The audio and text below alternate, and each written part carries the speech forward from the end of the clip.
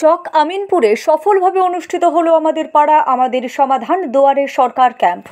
দাঁতপুর পঞ্চায়েতের উদ্যোগে 3টি বুথের যৌথ প্রচেষ্টা। বারাসাত, উত্তর 24 পরগনা। দাঁতপুর গ্রাম পঞ্চায়েতের আওতাধীন চক আমিনপুরে ফতেহিয়া সিদ্দিকিয়া জুনিয়র মাদ্রাসা প্রাঙ্গণে সম্প্রতি অনুষ্ঠিত হলো রাজ্য সরকারের জনমুখী প্রকল্প আমাদের পাড়া আমাদের সমাধান দুয়ারে সরকার ক্যাম্প। পাকদা দাসপাড়া 23 ও 22 নম্বর বুথ এবং চক আমিনপুর 26 নম্বর বুথ, এই 3টি বুথের যৌথ উদ্যোগে আয়োজিত এই ক্যাম্পে উপচে পড়া মানুষের ভিড় দেখা যায়। ক্যাম্পে উপস্থিত ছিলেন দাঁতপুর গ্রাম পঞ্চায়েতের প্রধান মনিরুল ইসলাম মনি। তিনি প্রতিটি পরিষেবা কেন্দ্র ঘুরে দেখেন এবং সাধারণ মানুষের সঙ্গে কথা বলেন। তিনি বলেন, মাননীয় মুখ্যমন্ত্রী মমতা বন্দ্যোপাধ্যায়ের নেতৃত্বে রাজ্য সরকারের নানা প্রকল্প এখন ঘরে ঘরে পৌঁছে যাচ্ছে।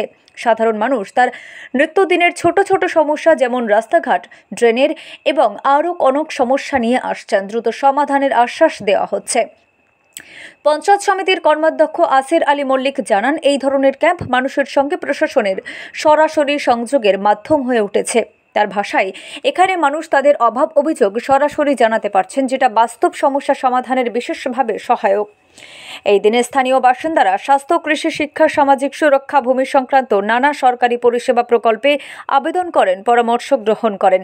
সংশ্লিষ্টদের মতে, এই ধরনের ক্যাম্পের মাধ্যমে প্রশাসন জনগণের মধ্যে একটি দৃঢ় স্বচ্ছ সেতুবন্ধন তৈরি হচ্ছে, যা ভবিষ্যতে আরও কার্যকর জনসেবার পথে এগিয়ে নিয়ে যাবে।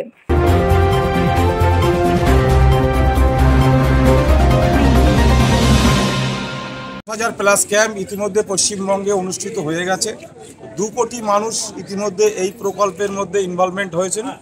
পশ্চিমবঙ্গের মাননীয় মুখ্যমন্ত্রী মমতা বন্দ্যোপাধ্যায় যে কথা বলেন আর কাজ দুটোর মধ্যে মিল আছে। কারণ একটা ইনফরমেশন আপনাদের দিয়ে রাখি, আমাদের তেহাটা গ্রামে গত 24 তারিখে আমাদের সমাধান হওয়ার ক্যাম্প কথা ছিল। সেখানে জঞ্জাল পরিষ্কার করতে গিয়ে আমাদের একজন ভিসিডি ওয়ার্কার মারা গেছিলেন। আমরা সেই ক্যাম্পটা পোস্টপন করেছিলাম এবং আমরা 9 তারিখে করেছিলাম।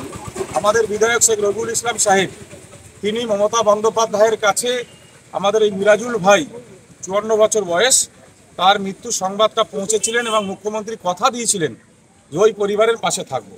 ডিজাস্টার ম্যানেজমেন্ট থেকে তার পরের দিনই 2 লক্ষ টাকা চেক দেওয়া হয় এবং তার একটি ছেলেকে আমরা ভিসিডি ওয়ার্কার হিসেবে কাজে নিযুক্ত করেছি শাসন পঞ্চায়েতে, এবং তার মেয়ে রেজিনা খাতুনকে আজকে কলকাতার শেক্সপিয়ার থেকে ওখানে অফিস থেকে ডাইরেক্ট হোমগার্ডের চাকরির অ্যাপার্টমেন্ট তুলে দেবেন।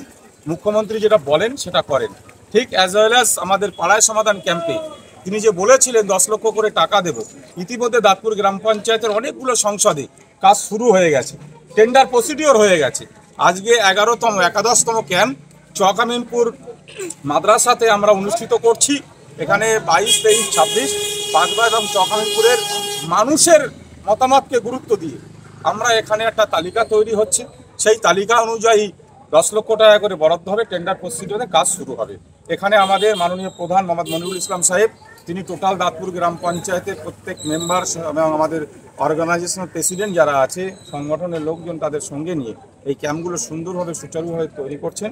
আমাদের ধন্যবাদ জানাবো রাজ্যের মাননীয় মুখ্যমন্ত্রী মমতা বন্দ্যোপাধ্যায়কে এবং আমাদের মাননীয় প্রধান মোহাম্মদ মনিরুল ইসলাম সাহেবকে।